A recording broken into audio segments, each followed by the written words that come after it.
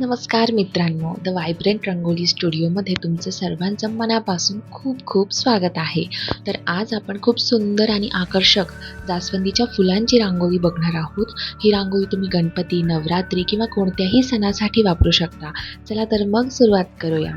चला तर मग आपण सर्वात आधी बेस शीट तयार करणार आहोत.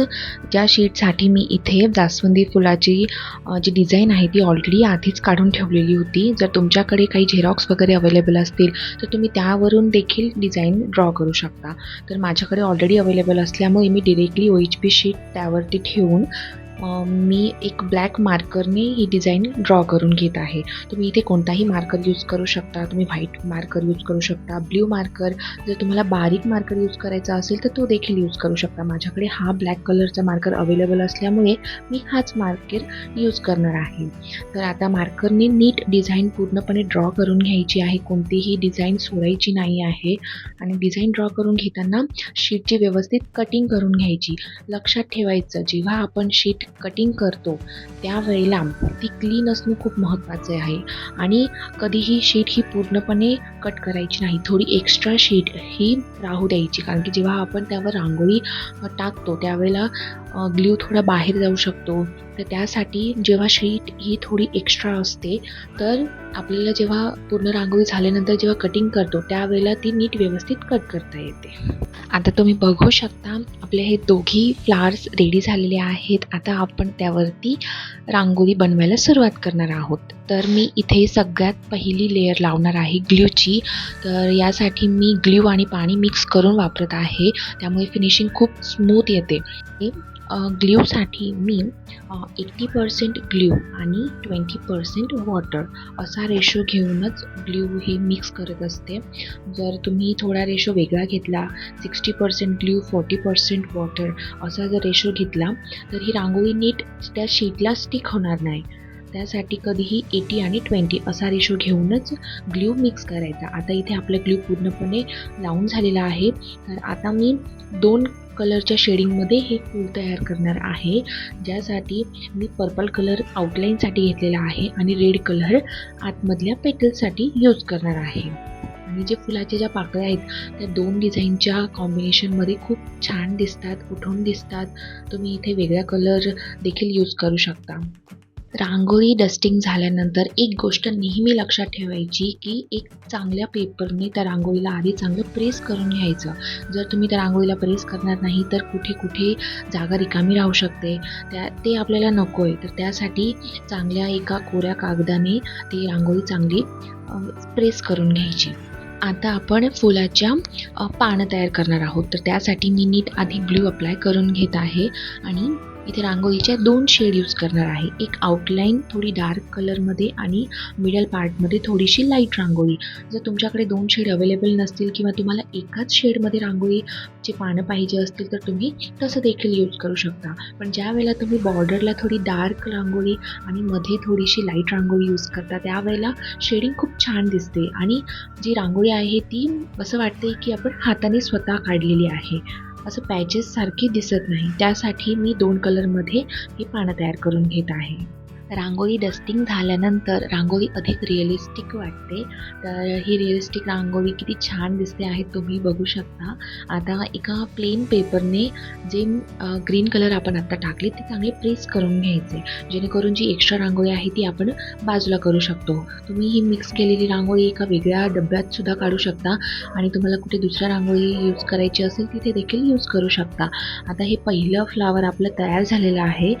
आता मी इथे ग्ल्यूची दुसरी लेयर लावते आहे. त्याआधी ही शीट पूर्णपणे सुकण्यासाठी ठेवलेली होती 30 मिनिटांसाठी.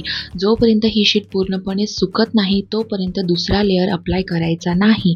जर तुम्ही लगेचच दुसरा लेयर अप्लाय केला तर पहिली जी लेयर आहे ती निघण्याची शक्यता असते किंवा रांगोळी सुकल्यानंतर तिचे तुकडे देखील पडू शकतात. त्यासाठी लक्षात ठेवायचं, रांगोळी कधीही पहिला लेयर झाल्यानंतर 30 मिनिटांसाठी तिला सुकू द्यायचं. आता इथे मी ते दुसरा लेयर लावते आहे. तर ग्लूचा जेव्हा आपण दुसरा लेयर लावतो आणि त्यावरती रांगोळी डस्टिंग करतो त्यामुळे रांगोळी ही खूप उठून दिसते. तर इथे मी ग्ल्यूसाठी 60% ग्ल्यू आणि 40% वॉटर असा रेशो घेतलेला होता.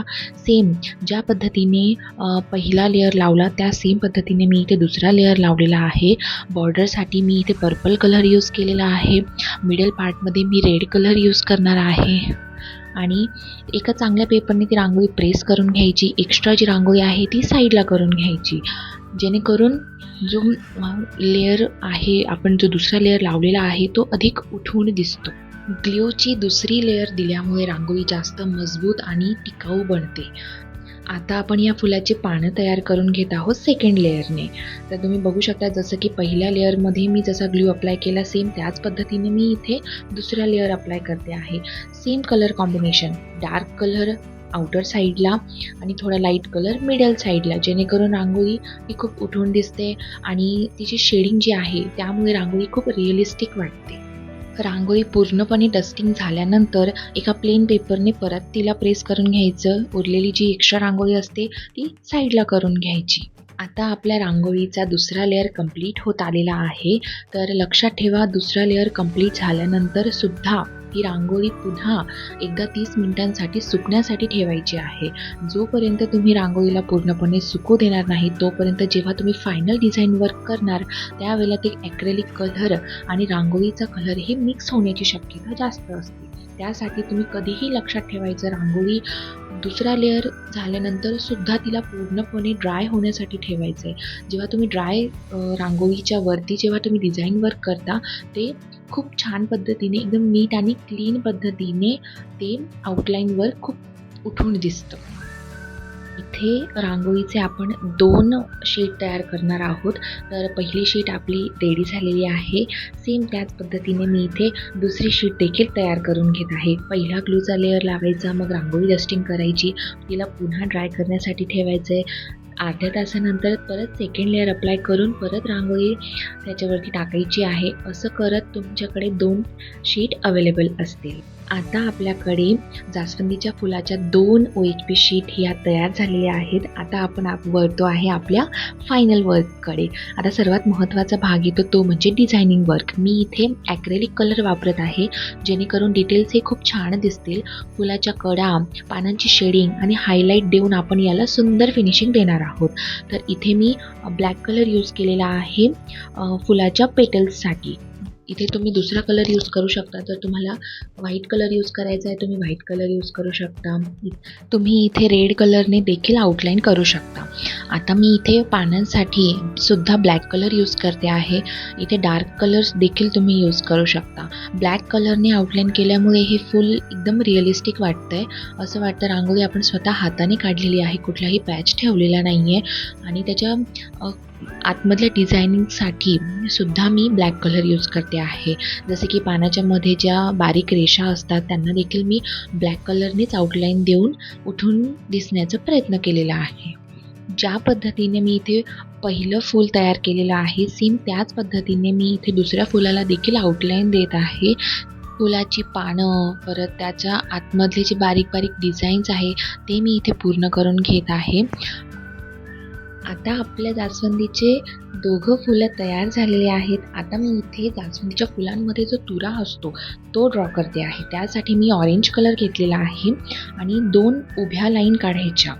2 सरळ जेव्हा लाईन आपण काढतो त्यामधला तो जास्वंदीच्या फुलाचा जो तुरा आहे तो अधिक उठून दिसतो. आणि त्यानंतर मी इथे येलो कलरने बारीक बारीक डॉट्स देणार आहे. रांगोळीमध्ये आपल्याला ज्या ज्या डिटेल्स द्यायच्या आहेत ते आपण ॲक्रेलिक कलर यूज करून एकदम इझिली ड्रॉ करू शकतो. आता तुम्ही बघू शकता इथे मी ते जास्वंदीचे फूल उठून दिसण्यासाठी, जास्त रिअलिस्टिक वाटण्यासाठी त्या तुऱ्याला थोडासा येल्लो कलर देखील दिलेला आहे, ज्यामुळे त्या तुऱ्याची जी शेडिंग आहे ती खूप रिअलिस्टिक वाटते. आता आपली 2 फुलं ही तयार झालेली आहेत. तुम्ही बघू शकता किती उठून दिसत आहे. आता शेवटी आपण एक्स्ट्रा जी शीट आहे ती नीट कट करून काढून टाकायची आहे, कारण की जेव्हा कटिंग केल्यामुळे रांगोळीचा जो लुक आहे ते अजून प्रोफेशनल दिसतो. आपल्या जास्वंदीच्या फुलांची रांगोळी ही पूर्ण झालेली आहे आणि बघा मित्रांनो, आपली सुंदर जास्वंदी फुलाची रांगोळी ही आपण कुठेही यूज करू शकतो. ही रांगोळी तुम्ही गणपती, नवरात्री, दिवाळी किंवा इतर सणांसाठी सहज वापरू शकता. तुम्हाला ही रांगोळी आवडली असेल तर व्हिडिओला लाईक करा आणि अशाच सुंदर रांगोळी डिझाईन्ससाठी माझ्या चॅनलला सबस्क्राईब करायला विसरू नका. तुमच्या आवडीचे डिझाईन मला कमेंट करून नक्की सांगा. थँक्यू.